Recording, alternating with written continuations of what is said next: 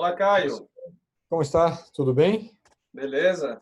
E você? Prazer te conhecer agora, ao vivo e às cores. Exatamente, o prazer é todo meu, o prazer é todo meu. Tava vendo o seu setup aí, gostei do seu escritório. Eu tô com chroma key aí atrás aí. Que é, na verdade, um estúdio, né? Um pequeno estúdio. Aham, que legal, que Mas legal. fica mais bonitinho aí para gravar. Tá bem, cara? Tudo Tranquilo? bem, tudo bem. Você tava no México, né? Eu tô no México ainda. Eu tô Ah, você voltando tá para no o Brasil México. na próxima semana.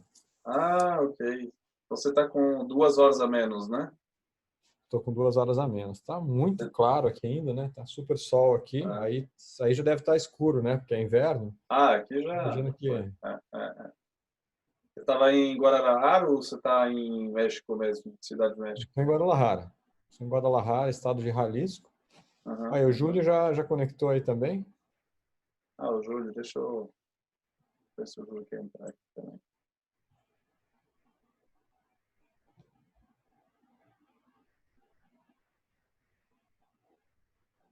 E aí, Júlio? Fala, meu amigo, tudo bem? Tudo bem, e com você? Também, também. Estou aqui preparado para lhe ouvir. Tá aí nessa linda São Paulo? São Paulo City, de moletom, bicho, frio pra caramba. É, tá bem frio mesmo. Aqui tá uns 30 hoje, mais ou menos. Aqui hoje acho que Nossa, fez 10, 12. não, 12 não. Mas tava Acho que era. friozinho. A previsão era de 8 até 18, uma coisa assim. Aqui ainda tá quente, né? Verão aqui, né? Então, os dias aqui são secos e, enfim, a gente tô curtindo aqui meus últimos dias aqui de Guadalajara. Quarta-feira vou aí para São Paulo, se tudo Going home. going home, exatamente. Aí o Giba aí chegando. É, o pessoal tá todo aí. Tem sido, você acompanhou as outras, né, Caio? Tem sido muito legal, cara, os bate-papos. Pô, Júlio, ontem foi muito legal, foi emocionante para mim ontem a live, né? Ontem tava a Ah, Tânia sim. Moura e o Marco Aurélio de Castro. A Tânia foi a minha primeira gerente, assim, minha primeira supervisora em recursos humanos. O estagiário da Tânia, Bacana isso aí. Volkswagen Audi. E o Marco era o nosso gerente. O mundo é pequeno demais, Então, né, Caio? é muito pequeno e são pessoas assim fantásticas, assim, tanto ela quanto o Marco. São muito inspiradores, né? Foi muito bacana de ouvir ontem. Que legal, cara. Tem sido bom, assim, a média de público tem sido bom, o tanto que a gente tem recebido depois de e-mails, de contatos, de gente querendo falar mais. Eu acho que foi uma ótima iniciativa e tem sido muito prazerosa para nós também poder recebê-los.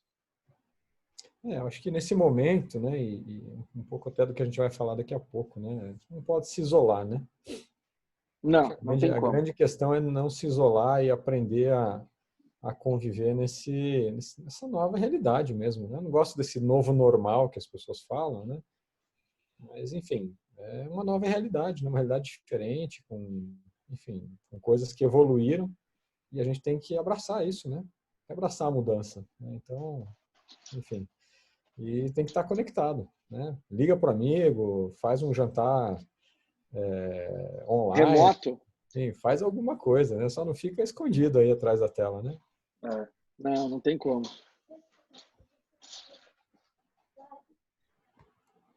eu estou olhando aqui quem está entrando. Será que essa Vão é a Vanessa? Deve, acredito que sim. Que é outra figurinha. Vamos ver se é ela. Vanessa, tá ouvindo a gente? Desativado e meu som também. Agora sim. Por Ah, algum motivo, tem um fundo de tela. Espera aí que eu... não, confessa que você está em São Francisco e não quer falar. Eu tô... Que lindo. É. O Júlio também está em Curitiba, lá no escritório dele lá. Peraí, Lembra, não. lembra, Caio, desse escritório aí ou não? Ó, Eu lembro, eu lembro. Pô, super bacana. Mas já não tá mais aí, né? Não, mas ele continua, né? Pô, achei que você tinha que atualizar esse background aí, cara. Tem umas fotos mais novas aí para Mas colocar. o problema é que aqui em São Paulo não deu tempo de fotografar, já veio quarentena, tudo. Pô, É, verdade. Vocês estão bem, meninos? Boa noite. tudo bem, Boa Vanessa? noite. Tudo bem, seja bem-vinda. Obrigada. Você é o Caio? Eu sou o Caio Dói. Não. O Caio Dói. Caio que dói, enfim, né? Sempre tem umas piadinhas e tal. Eu Piada já antiga. antecipo as piadinhas, porque aí fica mais fácil, né? Aham. E, enfim, mas é assim, uma maneira de marcar aí o nome. Depois não esquece mais. Mas já percebi que você curte. Você faz graça com você mesmo. Então essa é a melhor parte. Olha, assim, eu acho que o ser humano ele mostra que está evoluído quando ele consegue rir de si mesmo, né? É por aí, não. Não, mas, Caio, não se preocupe. As pessoas me chamam de Cirelli. Dona Cirene, Cirelli. É, Dona Eu Cirelli. fico feliz, porque eu pensei, como é que eu chamo? Cirile? Eu É, fiquei Cirilo é boa, Cirilo é boa, Cirilo é boa. Meu nome em francês é Cyril. Tem que puxar o R, mas o Cirilo é boa. Você pronunciou bem. Pronunciou bem, parabéns. Cyril. Geralmente as pessoas fazem uma J'ai dislexia parlé un na... petit peu de français. Oh, que lindo, olha. Muito bem. Bravo. Cirile. Eu estou muito feliz, particularmente, por ter a Vanessa e o Caio, porque são dois queridos.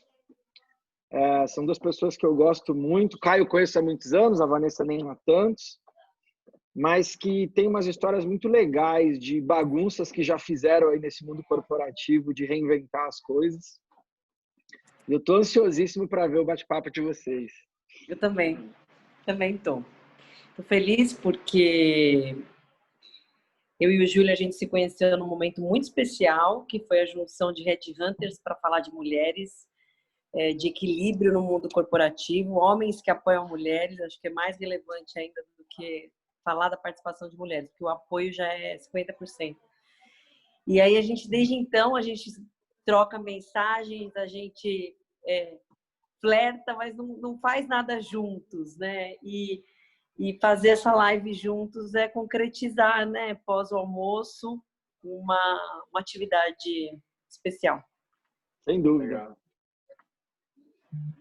E Júlio Muito também, bom. né, Júlio? Eu te conheci aí num famoso café, né? Vida de Clássico. consultor é assim, duas coisas, né? O cara toma café e fecha negócio, né? Não, segundo a minha mãe, eu não trabalho. Eu só bato papo e tomo café. Olha, eu acho que não é só sua mãe que acha isso, viu, Júlio? Bom se fosse. Aí eu seria barista, sei lá. Ô, Não, mas Júlio, o barista não toma tanto café. Pior que é, né? É isso aí. Ele cospe, ele vai para a cuspideira a maioria É das vezes. Se verdade. tomar todo o café que ele tem que degustar às vezes, coitado, ele teria que tomar Rivotril para dar conta. Olha só, a gente estava falando da Tânia, a Tânia está online aqui. Ela Boa noite. chegou, ela entrou. Inclusive, gente, já são 7 horas, a gente vai respeitar o horário, né? Para quem chegou no horário, já tem 11 pessoas. Júlio, eu tô com um problema técnico, eu não sei porque eu não tô conseguindo hoje transmitir no YouTube, cara. Tá de rosca aí o negócio. Mas de qualquer forma vai ficar gravado pelo Zoom, né? Ce n'est pas possible, Cyril. Exactement. C'est la loi de Murphy. A lei de Murphy. É assim mesmo. Muito bem. Vamos começar, Júlio, então? O que você acha? Ou a gente espera mais um pouquinho? Não, acho que assim, a gente pode ir pedindo para o pessoal se apresentar. Vamos esperar aí mais aqueles 5 minutinhos do atraso e a gente mergulha no tema. Tá. Mas acho que só vale você fazer a introdução aí, recebê-los. Legal. Bom, muito bem, muito prazer. Então, Vanessa e Caio, a gente não se conhece. Eu sou Cyril Schneider, tem nome francês e sobrenome alemão, mas eu sou francês. Estou há 20 anos no Brasil. Um prazer poder estar com vocês nessa live aí. Sou parceiro da Kakuri faz um bom tempo já. Eu fui o headhunter da Kakuri no passado. Cheguei a trabalhar com o Hugo Kakuri. Conheci o Júlio pela Kakuri, né? E a gente manteve esse vínculo muito forte, né? Não sou dos negócios, acho que na amizade também, né? E se criou nesses anos todo. E a gente está lançando agora a Lattes. A Lattes é uma iniciativa nova, é uma iniciativa, na verdade, de justamente ganhar uma sinergia de negócio entre várias atividades complementares voltado para os negócios. E o grande tema principal, e o tema que a gente vai abordar hoje, é o tema da confiança. É o que nos uniu, né? Primeiro, uma relação de confiança e também porque a gente acredita que o tema da confiança vai ser cada vez mais trabalhado nas empresas, né? A gente vai ter a oportunidade de falar bastante sobre isso, principalmente num cenário de grande insegurança como a gente está vivendo agora, né? Concordo. E hoje eu tenho uma consultoria que chama CBS. Nós temos vários associados espalhados pelo mundo. Nós estamos também no México e na França. Mas hoje eu estou em nome da Lattes, né? A gente está realmente muito empolgado com o Júlio. A gente está encabeçando aí com a Tânia, com a Andrea, com o Giba, comigo assim, essa iniciativa. E a gente acredita que a gente pode fazer uma coisa, diria, muito maior que a gente, né? E aproveitando essa rede de confiança, e vocês fazem parte dessa rede de confiança, apesar da gente não se conhecer, né? Os amigos dos amigos são os amigos, né? A gente tá tendo assim umas lives, assim, uns momentos super legal. Não sei se, Vanessa, o Caio, eu sei que ontem estava conectado, não sei se você teve a oportunidade de se conectar, mas tem sido muito rico, e eu acredito que hoje não vai ser diferente, tá? Então seja muito bem-vindo. E eu gostaria de conhecer vocês. Então, né, prioridade às damas. Por favor, Vanessa, se você puder rapidamente assim, se apresentar para a nossa plateia, falar rapidamente da sua trajetória e o que você está fazendo hoje. Combinar. Bom, primeiro um prazer fazer parte desse círculo de confiança que vocês estão construindo. Isso já é parte de um novo normal dessa sociedade que está surgindo, né? Com novos hábitos. Bem legal. Eu sou Vanessa Sandrini, eu sou esposa do Paulo, mãe da Antônia. Eu sou fundadora e idealizadora de um movimento, um grupo que se tornou um instituto chamado Mulheres do Varejo. E profissionalmente eu atuo à frente do Grupo Rondelli. O Grupo Rondelli é uma rede varejista entre Bahia e Espírito Santo. Nós somos líderes nessas praças de atuação. Tenho mais de 2.000 funcionários, quase 3.000 entre os indiretos das estruturas adicionais, como fábricas, distribuidoras, fazendas.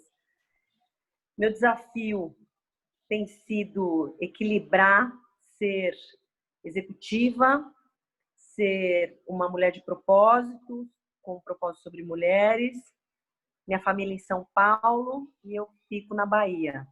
Uhum. E nesse momento da pandemia, o momento mais difícil tem sido a distância entre eles e a tecnologia tem sido a ferramenta para mitigar a saudade. Uhum. Então, obrigada ao time da Lattes, obrigada principalmente a Tânia e o Júlio, que é com quem eu tenho mais contato, mas vai ser um prazer conhecer você mais de perto, Cyrille, hoje, e você, Caio. Uma boa noite a todos. Obrigado, Vanessa. Caio, a palavra é sua. Vanessa, que bom a gente nesse momento, né, de pandemia e tudo. É legal você já falar do sentimento, né? Já abrir falando de sentimento. É difícil a gente se apresentar e não falar dos orgulhos que a gente tem na vida. Eu sou Caio Dói, sou um executivo de recursos humanos, passei por algumas grandes empresas, mas principalmente eu sou o pai da Lana, o pai da Amanda e o pai da Aline, né? São 3 meninas. Uau, como nasce menina nesse mundo. Uau! E sou casado com a Fran. Enfim, nós moramos no México hoje, aqui em Guadalajara. Depois de minha passagem aí, eu iniciei minha carreira, na verdade, em recursos humanos na Volkswagen Audi, em Curitiba. Sou paranaense, curitiboca. Tive a graça, né, de ter conhecido e trabalhado com a Tânia Moura.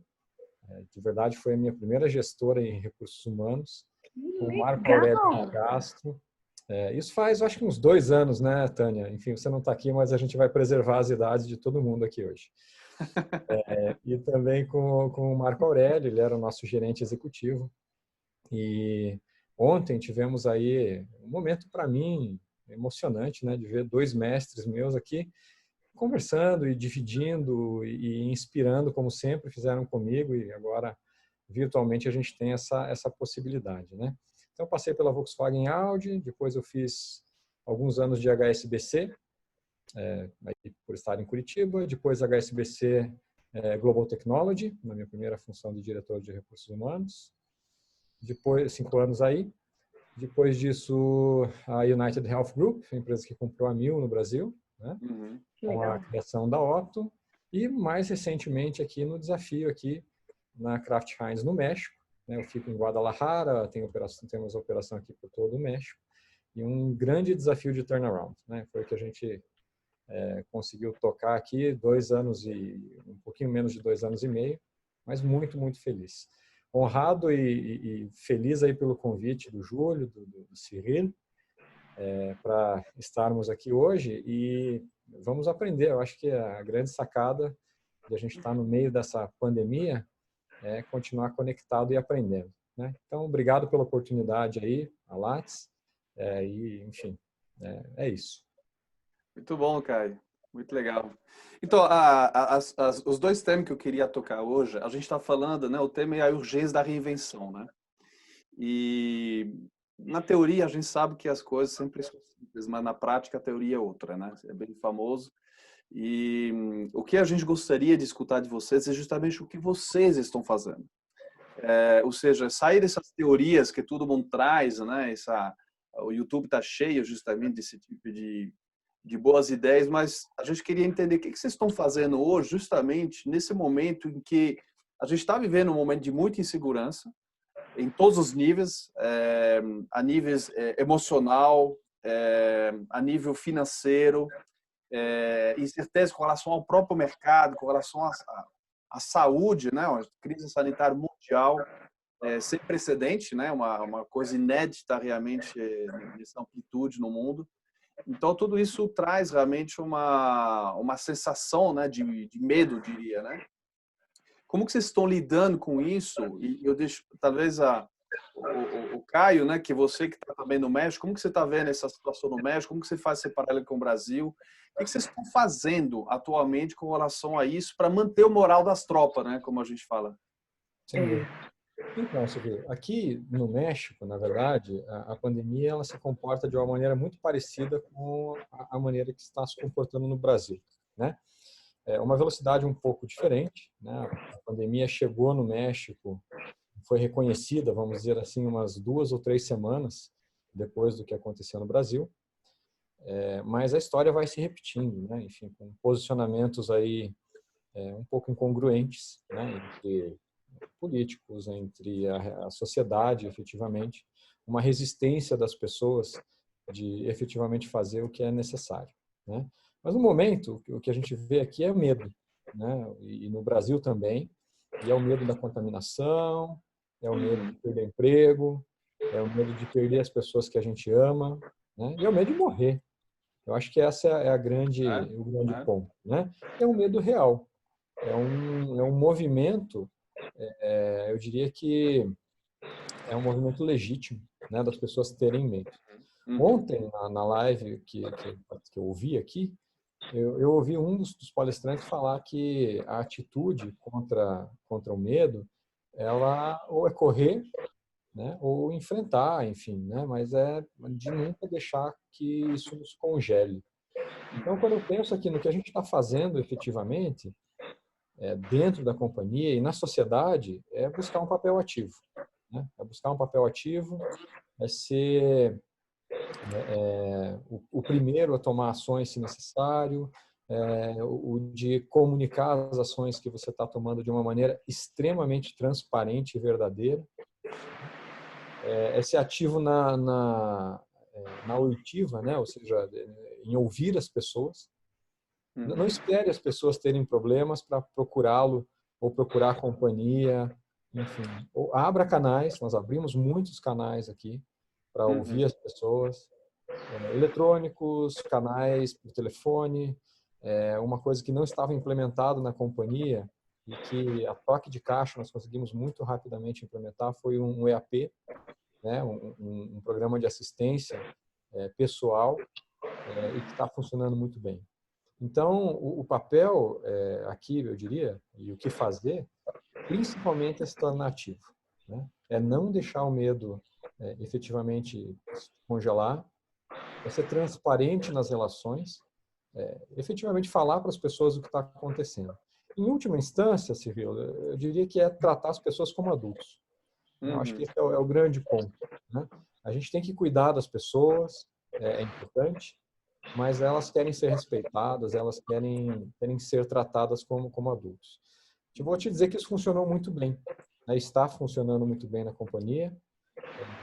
No meio da pandemia, a gente vê um comitê de responsabilidade social louco para trabalhar, louco para entregar produtos e comida para as pessoas. Um comitê de responsabilidade social que quer cuidar dos caminhoneiros que vão até a nossa unidade aqui para levar alimento para as pessoas, basicamente uma planta de alimento.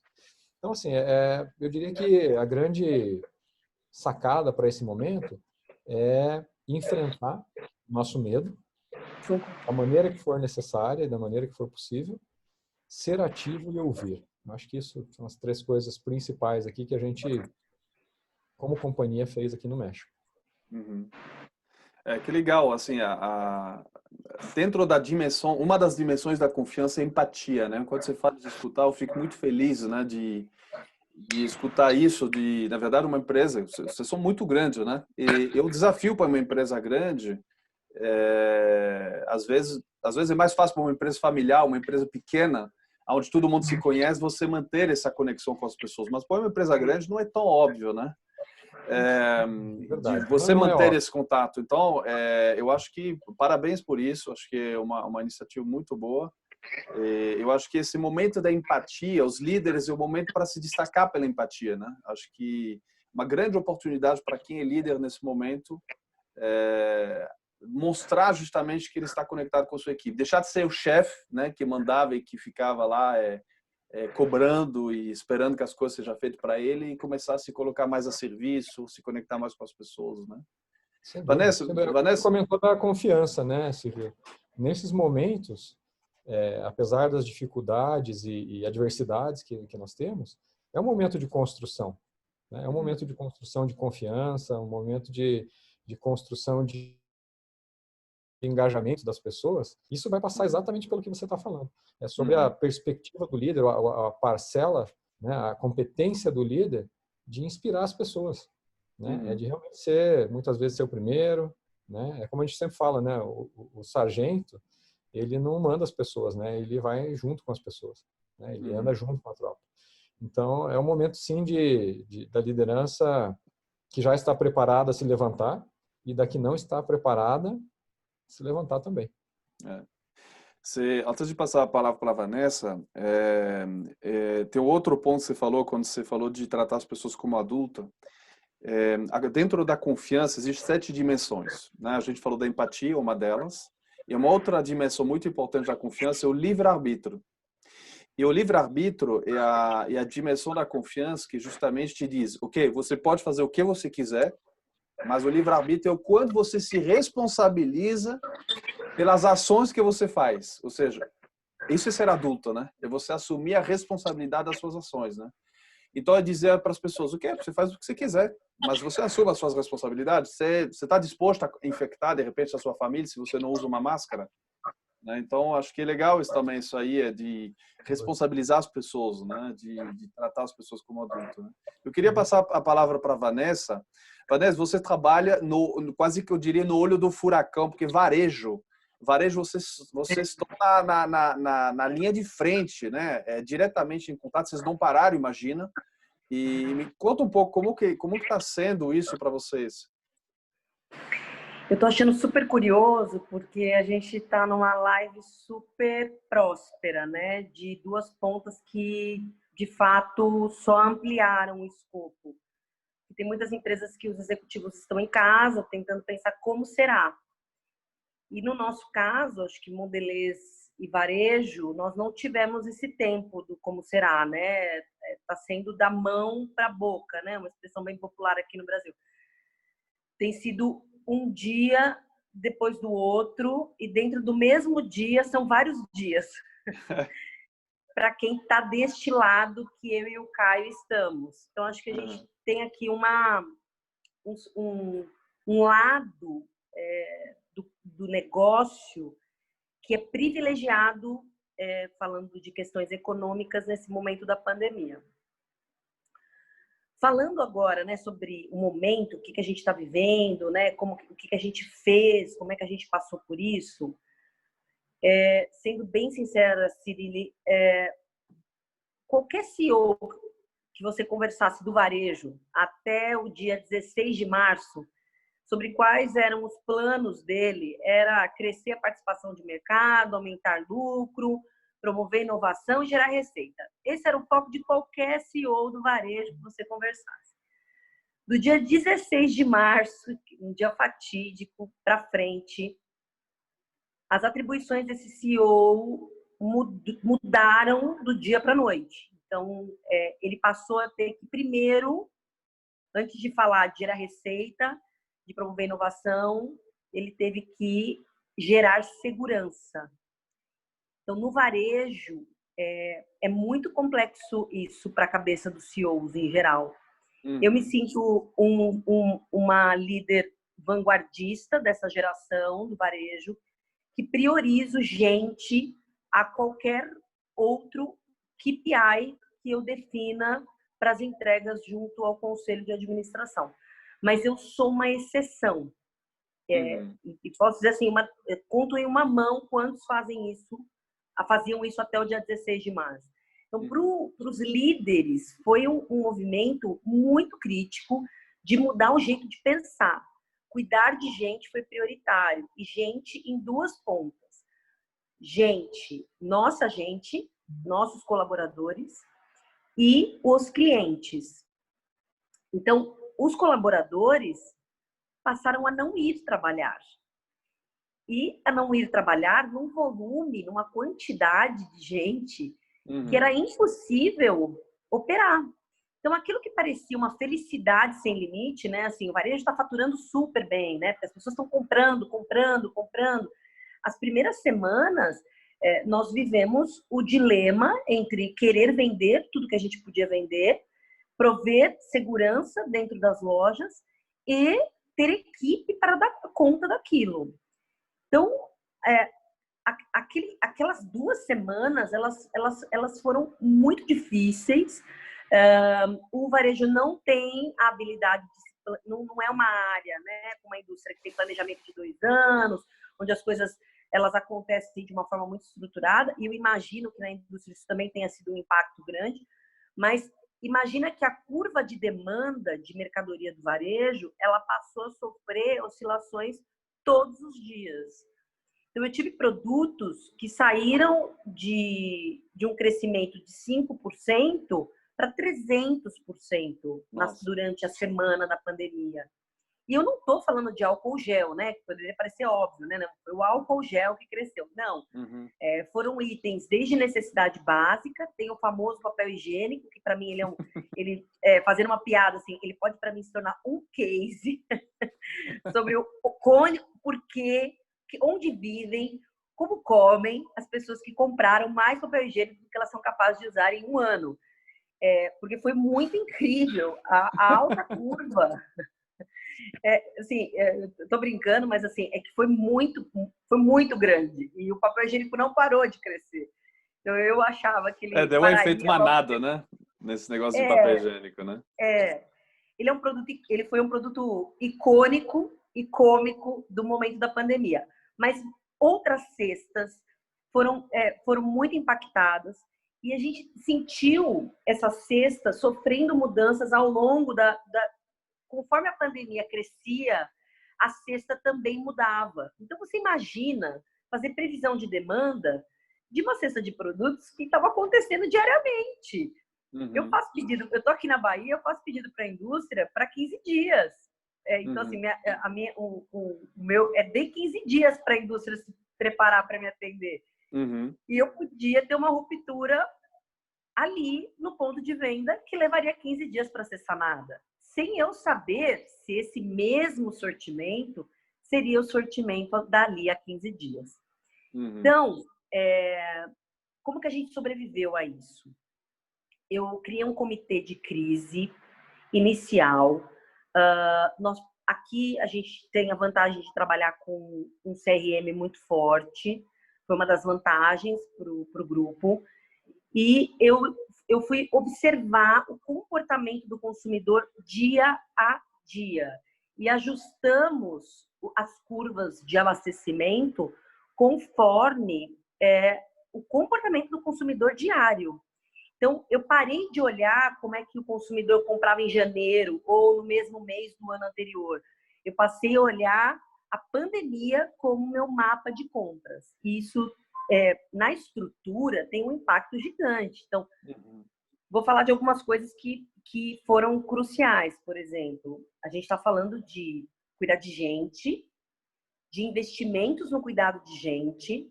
Gente significa o cliente, provendo de álcool gel, provendo de estrutura dentro da loja, uma higienização, um protocolo de higienização muito maior.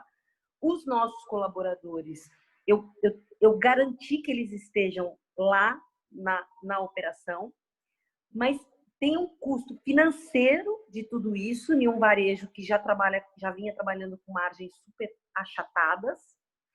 Então, não errar na compra era crucial para que o caixa fosse blindado. Porque o próximo problema, embora a gente esteja falando de áreas que estão economicamente ativas, era ter um problema de caixa no varejo, né? Por você comprar mercadorias que possam empatar toda a sua liquidez. Entende? É legal, então, na tua fala tem a questão da gestão, né, de uma forte viés em gestão, né, e você teve a sorte de ter esse CRM, de você estar preparado e, enfim, ter a competência para fazer isso. Mas gostei bastante quando você falou também de cuidar das pessoas, porque essas pessoas estão diretamente com contato com o cliente. E a gente está falando do mercado B2C. E eu acho que isso é importante de ressaltar, porque na maioria das lives que a gente tem feito, a gente estava trabalhando com pessoas, a gente estava falando com pessoas de B2B. Então, quando você está numa relação B2B, negócio a negócio, empresa a empresa, você pode trabalhar home office, pode trabalhar à distância, etc. Quando você está na linha de frente, você está no caixa de supermercado, com milhares de pessoas por dia entrando na sua loja, você não pode, você tem que ter esse cuidado com relação às pessoas. E quase que, e aí uma pergunta, o que você faz para, de repente, até treinar as pessoas com relação a um novo atendimento, uma nova forma de atender o cliente, para ele se cuidar, mas também para evitar a propagação por meio do seu estabelecimento, né? Olha, tem uma coisa que foi um caos. As secretarias, os órgãos, eles estavam muito confusos sobre o que seria a orientação correta. Então, isso prejudicou muito o varejo. Eu aqui cuido de 14 cidades. Então, você imagina que 2 estados, 14 cidades, em cada uma eu tinha um decreto diferente. Então, aquilo que eu preparei para segurança em uma cidade, como um protocolo para o Rondelli, numa outra cidade, a exigência era completamente diferente. E então, nem o speech, nem o treinamento, eu conseguia fazer o mesmo para todos. Então, eu tive que tratar cada loja como uma unidade de negócios independente, olhando para os decretos. E os decretos chegavam diariamente. Assim, não foi uma coisa assim, cada um soltou um decreto por vez, entende? E aí depois vinha o 15º decreto. Não, foi todo mundo junto, trocava o decreto todo dia. Essa foi a parte mais que gerou maior desconforto para o varejista. E dentro desse desconforto, teve um case que para mim foi muito difícil de lidar, que foi a máscara. A máscara ela passou por vários momentos. O momento não precisa, só usa quem precisa. E o segundo momento é não tem máscara no mercado, então não exijam que usem máscaras. E depois não usem máscara de pano, porque ela é pior. E aí vem o último momento que é, não, use máscara de pano, faça a sua higienização, porque é melhor ter uma barreira de proteção do que não ter. Uhum. Enquanto isso acontecia, Cirili, na operação, isso era o cliente fazendo exigências que os órgãos locais ainda não tinham regulamentado. Não tinham se atentado que precisava. Então, eu tive um caso de uma loja que a equipe da loja fez uma greve, que ou tinha máscara ou elas não trabalhavam. E o decreto local era que não usa máscara. Complicado, né? Gerenciar Então, isso, né? Eu acho que é nesse momento super mesmo, complexo. e aí eu acho que é nesse momento de complexidade que essas decisões mesmo que precisam ser tomadas, né? Que a liderança Sim. salta aí na frente e vai dizer, olha, ok, o decreto não manda fazer, mas a gente vai cuidar das pessoas e a gente vai colocar as máscaras. Ah, mas tem um custo nisso. Ok, isso vai reverter em outra linha do teu PNL, isso vai reverter... É isso, Caio, é isso. Tem Eu tomei a decisão uma de coisa fazer. interessante. Tem uma coisa Tomei a decisão interessante de fazer. dentro desse livre-arbítrio, né, que a gente estava falando, o quanto a sua consciência supera qualquer, diria, imposição, né, que é uma imposição, o decreto é uma imposição, né? O quanto você, na verdade, diz, não, a minha consciência não aceita isso, eu vou fazer, eu vou colocar máscara, eu vou, enfim. Interessante Olha, isso. você falou uma frase ótima. Você sabe que isso permeou as minhas decisões o tempo inteiro. Eu fiz uma carta, eu gravei um vídeo a todos os meus colaboradores e a chance desse vídeo, naquele momento, chegar em todos era usar Facebook, Instagram mesmo, para que eles chegassem todos os meus colaboradores.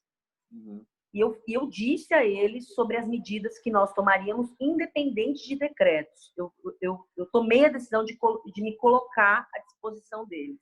Uhum. E quando nós fizemos isso, foi muito positivo, porque tem também um certo desconhecimento deles sobre o que é segurança. Então, em muitos casos, são pessoas de um nível muito baixo, né? Assim, eles não têm acesso a informações. Então, a melhor informação que eles passaram a ter naquele momento do Covid foi o meu vídeo. Porque, até então, eles estavam bombardeados de questões em Instagram, WhatsApp, familiares mandando fake news, né? Enfim, aquele caos. Então, falar com eles conseguiu entrar dentro da casa deles e eles levarem essas recomendações para a família. Então, foi muito bacana. Uma outra coisa importante que aconteceu como nós tomamos a decisão de fazer o que tinha que ser feito, independente de alguns decretos. Óbvio, eu tinha que me adaptar às coisas que eram novas leis, mas algumas decisões a gente tomou independente do decreto. As vigilâncias sanitárias locais tomaram a nossa empresa como referência na segurança ao coronavírus. E para isso, eu acabei gerando uma fidelidade de clientes que é vista pela recorrência nos números do CRM. Hoje, eu tenho 150 mil clientes na minha base, 40% com compra identificada, sendo que 70% da minha venda está nesses 40% que estão se identificando. Então, olha o tamanho da fidelização que a gente gerou. Tem uma coisa, Vanessa, muito legal, assim, uma sacada que eu tive agora, e quero te parabenizar por isso, porque que é a coragem, né? No momento em que a gente tem tanta incerteza, e que, na verdade, nem o Papa, nem o Trump, nem ninguém no mundo sabe o que vai acontecer e o que fazer, qualquer especulação é especulação, quer dizer, Sim. porque fala hoje é uma especulação, quer dizer, não tem às vezes nem fundamento. você assumir a coragem como líder e como responsável, na verdade, né, por todas essas pessoas, tanto pelo negócio e pelas pessoas, pelas vidas, assumir essa coragem não é tão óbvio, né? Eu falo que isso é Não. uma grande atitude empreendedor. Eu falo que, para mim, a melhor definição do empreendedor é você pular de um avião e costurar o paraquedas em pleno voo. E haja coragem para poder pular de um avião sem paraquedas, né? E se garantir e dizer, não, eu vou terminar o paraquedas até chegar no solo, né? E você assumiu isso. E olha só, isso virou referência. Olha que legal. Virou referência. Isso é muito bonito, é muito legal isso. Parabéns por isso, né? Foi gratificante, Cyrille. Sem dúvida, sem dúvida. Não, e isso é uma coisa que você quase que imortaliza, né? Não só vai no seu currículo, como você imortaliza o teu nome com esse tipo de ações, né? Muito legal. Nesse momento, né, Cyrille, eu penso que grandes empresas, grandes cabeças precisam tomar essa liderança mesmo, né? Porque eu imagino que a ação que tomou Vanessa nesse momento, né, numa região específica do país e que foi uma referência, deve ter, no mínimo, inspirado outros CEOs, outros empresários para levar os seus negócios da mesma maneira, né? Então, é uma influência, né? Assim, o ser humano é um ser de influência, né? Um ser social. E nesse momento, o que a gente vê é isso, né? A gente vê muita influência ruim, mas as influências boas estão, nesse momento, até a Tânia comentou aqui no chat, né? De que a pandemia veio e as relações do trabalho elas estão se humanizando. E é o que eu percebo, e muito, né? Então, assim, parabéns aí, Vanessa, pela liderança disso. Eu acho que realmente é de empresários assim que a gente precisa, de CEOs assim, gente que, como diz o Simon Sinek, né? Você não está a cargo, né?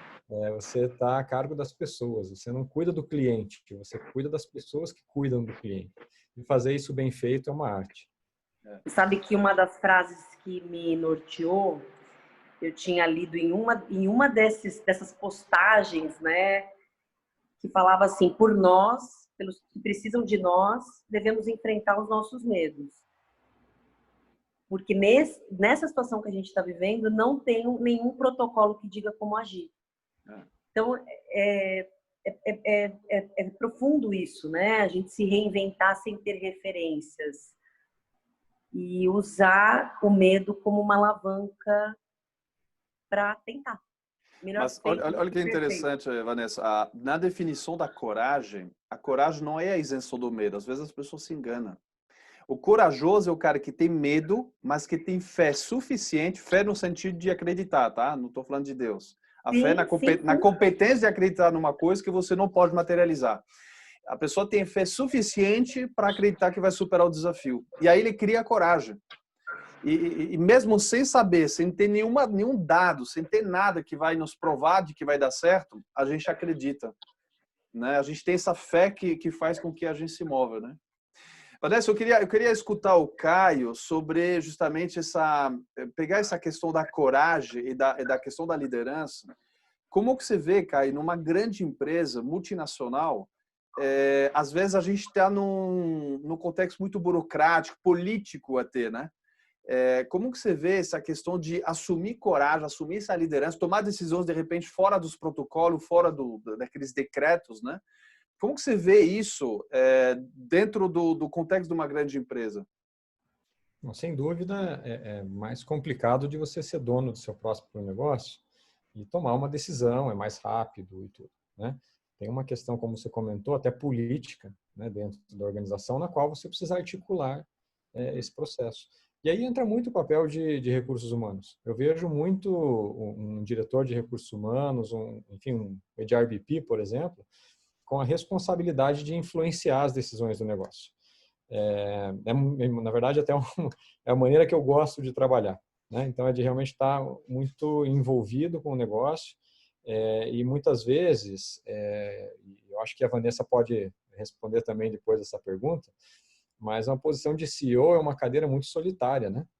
É uma cadeira muito solitária, ela, enfim, acaba as perguntas todas para as quais não existem respostas chegam na mesa do CEO. Né? Então, ela é uma cadeira que realmente precisa disso. E o que eu aprendi aí com algum trabalho, na verdade, que eu venho fazendo, é que algumas decisões, nesse momento, elas precisam ser tomadas com alguma base, né? E empresas que têm um propósito claro, um propósito, uma visão e principalmente valores bem definidos, não aqueles que estão escritos no caderninho ou guardados ou até pintados na parede, mas realmente uma empresa que conhece o seu propósito, aí Uma sim cultura, né? esse tipo de exato, aí sim esse tipo de decisão ou o ambiente no qual as decisões são tomadas facilita que essas decisões sejam tomadas. Então, uma empresa que tem corriqueiramente as pessoas no centro das decisões e da organização, num momento como esse, para tomar decisões difíceis, mesmo que sejam de dimensões do tamanho de um país ou de dimensões do tamanho de uma região, ou até globalmente, quando os valores norteiam as decisões, não precisa protocolo.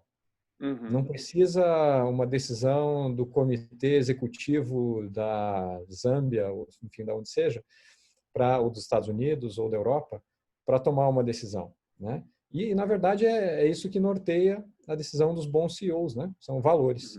Então, quando o CEO está buscando tomar uma decisão para uma ação que não existe um protocolo, ele precisa estar norteado por valores. E é o que a gente tem visto, né? Então, organizações que são realmente drivadas, né? São dirigidas por valores e têm um propósito claro, elas vão sair mais rápido dessa crise. Aliás, a teoria lá do VUCA, né, da situação das empresas ou do mercado ou do ambiente geral, em que é mais volátil, incerto, é complexo, ambíguo, enfim, se fala muito disso, né? A resposta para esse ambiente é realmente as empresas que estiverem preparadas com uma cultura de protagonismo, com uma cultura de realmente tomar decisões baseadas em valores, elas vão sair mais rápido da crise, vão sair fortalecidas da crise. Essa enfim, a minha visão com relação a esse ponto, né? Enfim, podem ter visões diferentes, mas eu realmente acredito muito nisso. Não, é super legal que você citou a questão da cultura, porque eu acho que, para mim, a cultura a cultura de uma empresa representa um pouco o caráter da empresa, né? E porque, como você falou, uma coisa é o que está na parede pintado lá no site lá também, né? Missão, visão, valores, outra coisa é aquilo que se vive, né? Eu acho que agora, como a gente está com um problema sanitário primeiro, né, e humano, está desencadeando no impacto econômico, mas que está na base das pessoas, a questão da cultura ela se aflora cada vez mais, né? E, Caio, uma pergunta que eu queria te fazer: que inovação vocês fizeram com relação a recursos humanos que você acredita que vai ficar para sempre? A gente tem muita gente falando de home office, que de repente vai ficar para o futuro. Que você acredita que vocês implementaram com suas equipes agora, seja a nível local ou regional, e que você acredita que vai entrar nesse novo normal que eles falam? Eu até, assim, está se usando muito esse termo, né? A gente estava conversando um pouquinho antes de entrarmos no ar aí, né? Com a questão do novo normal, né? Eu prefiro chamar isso de nova realidade, né? É uma realidade nova, é uma realidade que a gente está tendo, enfim, a O que é custo de normal, muitas né? vidas. O que é O que é normal, né? normal, né? Mas é uma nova Perfeito. realidade e a gente está num momento de a custo de muita coisa, de muita gente, de muita vida, de muito trabalho, de muito desemprego. Nós temos a condição agora, em posições de liderança que temos, de construir essa nova realidade. Eu acredito muito nesse protagonismo que nós precisamos ter nesse momento, né? Então, quando você me pergunta o que efetivamente foi a mudança, né, que já se implementou, hoje eu recebi de um amigo querido aí também, dos tempos de Volkswagen, um estudo do MIT, em parceria com o Google, falando sobre 11 componentes e tudo, e uma das componentes é a tecnologia. E a tecnologia, na verdade, ela foi um desenho, como uma mandala, mas no centro tem as pessoas e 10 pontos ao redor, e o que conecta, né? Enfim, isso tudo é um círculo intermediário que é a tecnologia. Então, uma coisa que nós conseguimos utilizar muito bem nesse momento, e um exemplo é o que a gente está fazendo agora, é humanizar a tecnologia nas relações, sejam de trabalho, sejam relações familiares, inclusive, né? Eu estou morando há 2 anos e meio no México, né? A minha filha mais velha mora em Curitiba, então ou a gente aprende a humanizar a tecnologia, a dar abraço através do computador, Abraço né? Ou a virtual. gente vai ter um problema. E na companhia nós conseguimos fazer isso. Então, realmente de ouvir as pessoas através da tecnologia, de criar fóruns através da tecnologia, de usar Typeforms, ou enfim, né? E de trazer isso para o nosso dia a dia. Então, um exemplo, na semana passada nós tivemos a nossa reunião, uma reunião super tradicional que nós fazemos todos os meses com o CEO da companhia, com todos os executivos que reportam ao CEO, fazendo uma prestação de contas para as pessoas, né? Ou seja, é o nosso town hall, a gente chama de town hall. Uhum. E logo depois, a gente emendou o town hall com um show de talentos. E o show de Legal. talentos foram os colaboradores enviando aí vídeos, cantando, fazendo bolo, enfim, dançando, né? E a gente fez um concurso aí de talentos na companhia. Então, aquilo que nós fazíamos todos os meses presencialmente e tudo mais, nós conseguimos fazer um happy hour, né? Usando tecnologia através do Zoom mesmo, com as pessoas. Das 150 pessoas que nós temos, enfim, nessa categoria de administrativos e tudo, nós tínhamos 140 pessoas conectadas. Então foi um grande sucesso, né? E ouvindo e conhecendo o talento das pessoas e aproximando as pessoas. Então, assim, como a gente vive em duas sedes diferentes, e pessoas em toda a República, na verdade, espalhados aí pela República do México, nesse momento a tecnologia ela serviu mais para unir do que para separar, o que no passado era uma realidade, né? Então a tecnologia ela dificultava, as pessoas tinham, né, medo de entrar numa live ou entrar numa conferência, e eu acho que isso faz parte dessa nova realidade. Então trazer a tecnologia para dentro, a Vanessa bem falou, né, da importância de ter um bom CRM, de ter, enfim, colocar uma inteligência artificial por detrás disso. Enfim, então, eu acredito que isso é um ponto muito importante. A gente sempre fala de tecnologia, parece que é uma coisa técnica, né? Não é. E a gente está vendo uma versão diferente, né? Uma nova realidade, uma versão mais humanizada da tecnologia, e a gente está aprendendo a usar dessa maneira. Então, acho que essa foi uma grande mudança, esse Rio. Definitivamente, eu acho que Caio, essa pandemia ela obrigou muita gente que era analógica a se tornar digitais. Até os mais velhos, né? Para se conectar com os netos, né? Com os filhos, né? As famílias. Interessante. Vanessa, me conta aí, o que vai ficar, o que vocês mudaram, né? Nesse atendimento B2C que vai ficar para o futuro? eu só vou, antes de responder sua pergunta, eu só vou falar uma coisa sobre o texto do Caio, que eu acho que em tempos de tecnologia, nós fomos convocados a ser humanos, né? Foi exatamente o que aconteceu. Muita tecnologia para facilitar e viabilizar, né, negócios, insights, acelerar, enfim, projetos, mas o ser humano, ele é indispensável. Isso ficou tão claro. Então, se tinham ainda pessoas, né, da old school, né, que tinham medo de tudo que a tecnologia estava vindo para substituir, eu falo pelo varejo, né? Antes eu era o que comprava, eu fazia a conta do que comprava. Agora tem um algoritmo que compra melhor do que eu. Eu não sou substituído, né? Isso só me acelera.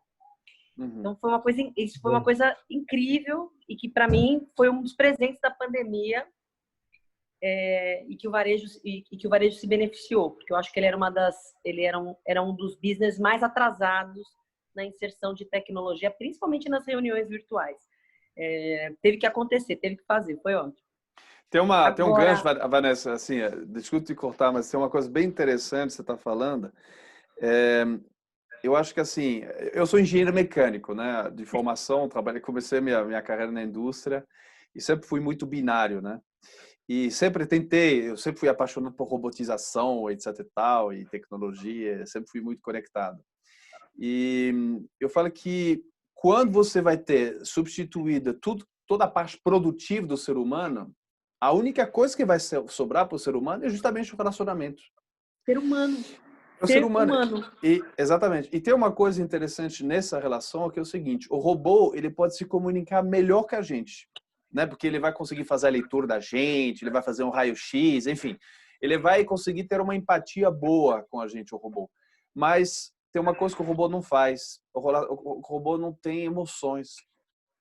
As emoções, elas são próprias do ser humano. E essas emoções, elas são imprevisíveis. Então, não tem algoritmo que vai conseguir prever uma emoção. Eu posso te falar uma palavra que te remete a uma emoção do passado que o robô não tem como calcular isso. Que te faz chorar, rir, se emocionar com alguma coisa, que isso é totalmente imprevisível.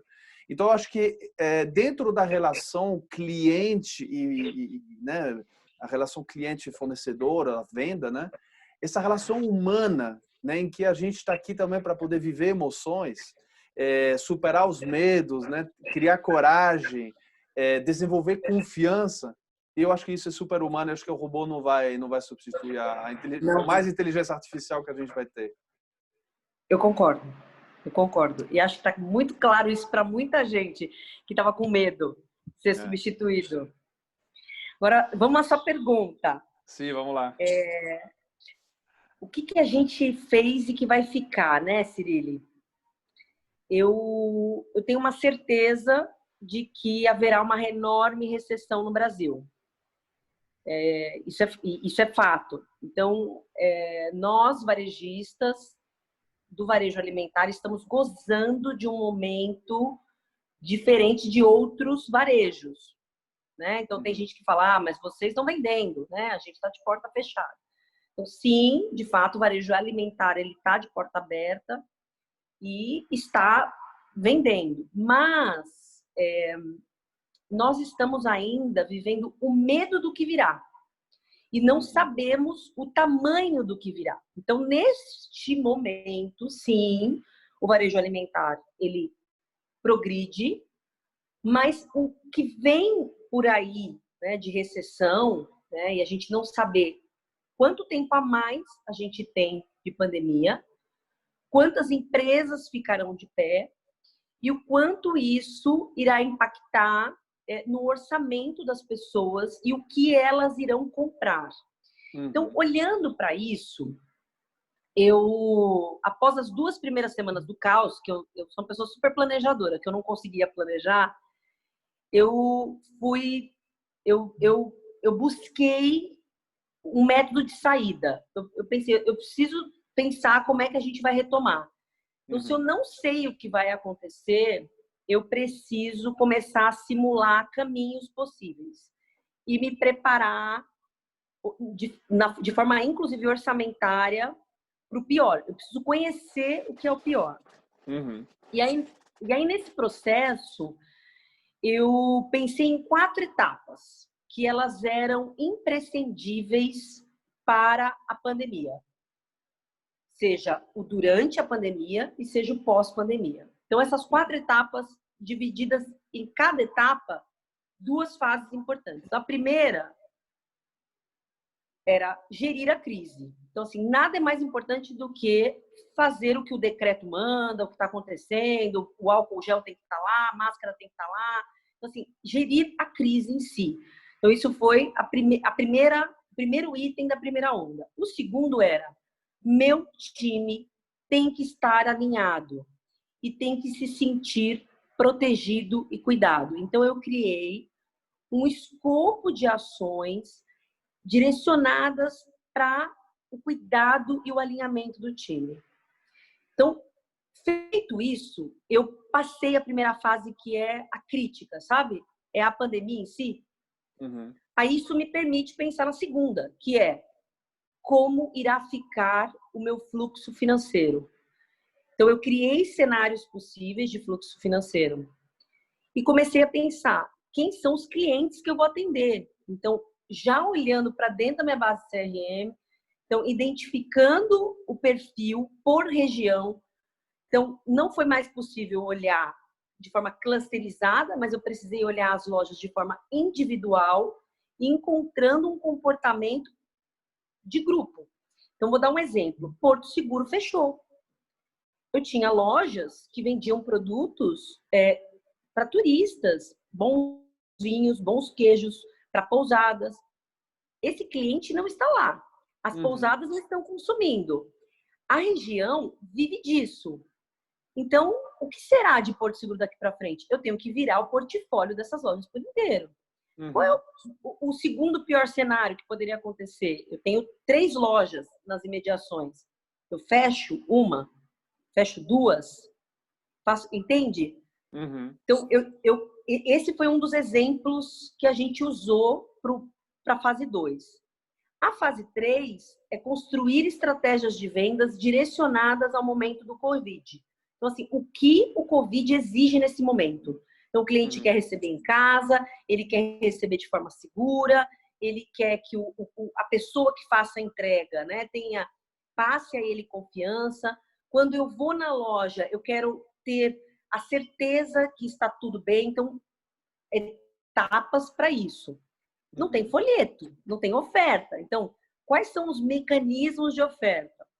Receitas alternativas. Então, se tudo der errado e eu tiver que perder aí 20% da receita, quais são as outras fontes de receitas que a gente poderia criar? Quais os outros produtos? Na fase 4, após 90 dias de pandemia, a gente já tem dados estatísticos suficientes para entender quais são os novos padrões de consumo, escolher qual dos orçamentos a gente vai seguir e ir para um ponto de virada. Então, como que a empresa fica de pé. E aí, isso tudo foi feito de uma forma inovadora. Eu convidei um conselho de gestão externo, composto por 8 executivos especialistas em cada uma dessas pastas, mais 8 pessoas da empresa. Então, eu somei executivos de fora com executivos de dentro para destrinchar esse plano de trabalho e os caminhos possíveis, e refiz um planejamento estratégico que não fica mais de pé. Então, o plano que eu tinha de 3 anos, que foi feito ano passado até início de 2022, não existe, ele cai e nasce um novo planejamento. Então, isso foi uma medida que foi, para mim, uma sacada nossa durante o processo da pandemia, e ela está se estendendo num modelo já de piloto para 3 outros varejistas médios.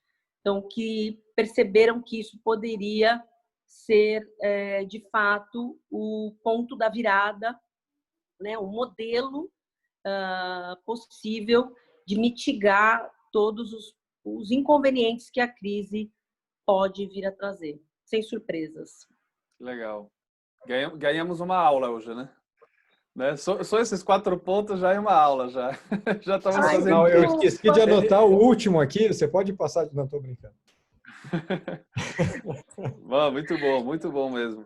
Falei demais, me perdoa. Não, tá perfeito. Eu acho que quem tá nos assistindo e até mesmo quem vai assistir depois, né? Porque vai ficar gravado isso, e que é do varejo, são dicas para mim excelente. Parabéns mesmo, muito bom mesmo, tá? E parabéns pela serenidade, né, de olhar para nesse momento de crise e botar a bola no chão, né? Eu acho que isso é muito importante. Eu acho que é uma das características, né, de liderança que demonstra a coragem também. A coragem também é você parar, olhar o campo que você tem na tua frente e ver para onde vai dirigir a tropa, para onde você vai realmente liderar as suas pessoas. E o melhor momento para fazer isso era agora mesmo, quer dizer, no meio da crise. Vamos rever a nossa estratégia no meio da crise. Não adianta andar com um mapa, com um caminho errado no meio da crise, né? Então, acho que parabéns pela atitude de fazê-lo nesse momento, de juntar um grupo de 8, 16 notáveis, né, para dividir aí esse momento, as dúvidas, destrinchar, como você falou, Exato. o que é esse desenho, né? Então, fantástico, parabéns aí pela atitude de tocar isso. Fiquei até envergonhada, Caio, porque eu acho que eu falei demais. Desculpa. Não, imagina, foi ótimo. E, Caio, eu queria aproveitar te perguntar, você como professor experiente também de RH, se tivesse uma competência a mais que você teria que avaliar hoje, depois dessa pandemia, qual é a competência que você avaliaria numa entrevista que de repente você não avaliava no passado e que você vai passar a avaliar justamente depois de fazer a leitura de todas essas atitudes, de todos esses comportamentos novos que surgiram, né? O que você acha que assim hoje um líder precisa ter que a gente não cobrava no passado? Eu fico feliz por não ter mudado essa competência que eu tanto busco, né, nos líderes aí quando a gente faz processos assistidos, né, por headhunters, por empresas ou mesmo internamente, né? E a grande competência que eu busco é uma atitude de protagonismo, né? É realmente uma atitude de ser protagonista, de se colocar à frente, né?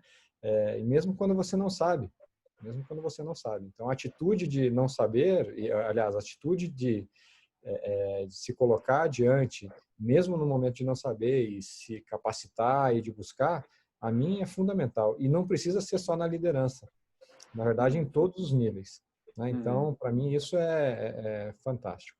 E é o que a gente deve, não só agora, durante a crise, enfim, mas sim depois, né? Então, a gente tem que buscar pessoas que promovam a mudança, que gostem da mudança, né? E sair daquele papel de vítima, né? Tão comum na nossa cultura, né? O governo, esse governo ou outro governo, o governo antigo, o governo novo, o que vem por aí. Não, né? Acho que a atitude de protagonismo, de influenciar na sociedade, de pessoas que realmente tenham um interesse, né, de mudar a sociedade através das organizações, né? Nós não podemos esperar mais isso. Nós carecemos de líderes com atitude. Muito bom. Gente, a gente poderia ficar a noite inteira, né? Realmente, assim, assuntos não faltam, né? Que legal, gente, ter vocês conosco. A gente está chegando, assim, no nosso horário, infelizmente. Mas, assim, pessoalmente, quero manter contato com vocês. Assim, achei super bacana. Acho que a gente tem muito para aprender. Provavelmente terá outras oportunidades como essa também, né? Da gente ter, de repente, uma live 2 aí, alguma coisa assim no futuro com a Lattes. Caio, eu te deixo finalizar e depois eu passo a palavra para a Vanessa também para finalizar. Legal. Gente, obrigado. Cyril, obrigado pela condução. Nem me senti conduzido, senti um grande bate-papo gostoso, né? Um prazer conhecê-lo, um prazer conhecê-la, Vanessa, também. Obrigado pela oportunidade. Obrigado, Júlio, também aí pela oportunidade desse convite. O que eu gostaria aqui de deixar, até como uma mensagem, né, a todos e aos amigos que estão aqui também, durante a crise, nós passamos por muitas coisas, né? Um momento muito delicado. Tem gente que realmente perdeu pessoas próximas, pessoas que não tão próximas, enfim. Mas isso tudo foi um custo, né? E a gente precisa transformar isso, né? A gente precisa sair disso com uma mensagem, com uma realidade nova, com uma relação nova, né? Seja de trabalho, seja uma relação familiar, seja utilizando tecnologia, mas isso tudo não pode ser em vão, né? Durante todo esse processo que a gente está passando, a gente precisa fazer isso valer a pena, né? E eu acredito muito que iniciativas como essa, iniciativas de compartilhamento, de aprendizagem, né? Aprendi muito ontem com o bate-papo que a gente teve, espero que hoje a gente possa também, de alguma maneira, ter contribuído nessa linha de debates e Com discussões, certeza, né? com certeza. E assim, e minha mensagem aqui, em homenagem aos amigos chineses, né? Vem de Confúcio, e diz que na incerteza da vida, quando o chão desaparecer, prepare suas asas para voar. Ó, que Né? legal. Por aí a gente Bacana vai. isso. Obrigado pela oportunidade. Obrigado. Obrigado você, Caio. Vanessa. Tô roxa, né? Brincadeira. Ao time da Lattes, obrigada. É muito bom poder dividir um pouco do que a gente tem feito. Eu espero que aquilo que a gente divide se multiplique para pessoas que não tinham alternativas ou estavam às escuras. Então, a gente não tem ideia, às vezes, da nobreza que é esses momentos, pode gerar um insight significativo. Eu também faço parte dessa tribo do Caio, que olha para esse lugar que a gente está agora, chamado pandemia, como a nossa possibilidade de reinvenção como ser humano. Eu acredito muito que a forma mais negativa da pandemia, ela vai nos dar o nosso mais positivo jeito de ser. Eu estou bem confiante nisso. Eu confio no ser humano. Preciso da tecnologia. Não tem sido fácil o que a gente está passando, mas mais do que nunca a gente precisa de coragem, força e sensibilidade para chegar lá do outro lado com asas. Legal. Parafraseando o Caio. E a gente vai chegar lá. Com certeza. Vai sim, Vanessa, que legal. E a segunda mensagem de Confúcio, de 4.000 anos atrás, fiquem em casa.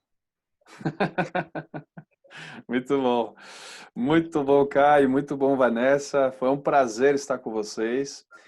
Quem está conectado, quero convidar vocês, aliás, você também, Vanessa, e o Caio, amanhã, quem vai moderar para nós vai ser a Manu Mourão, né, de Curitiba, e ela vai falar com René Santos, que é Finance Director da Azul, das linhas aéreas, né?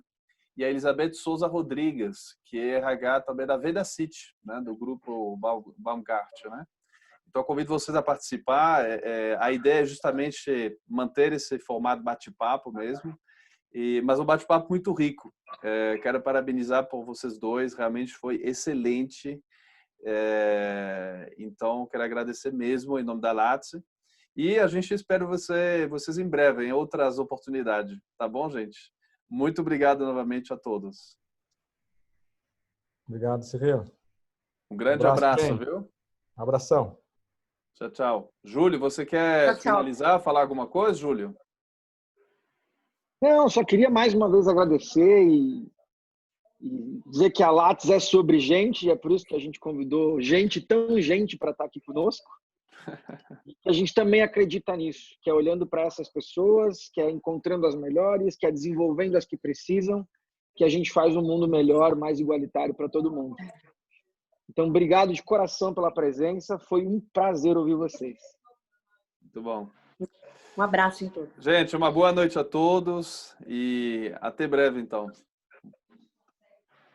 Até amanhã, Cyril. Tchau, tchau. Até amanhã.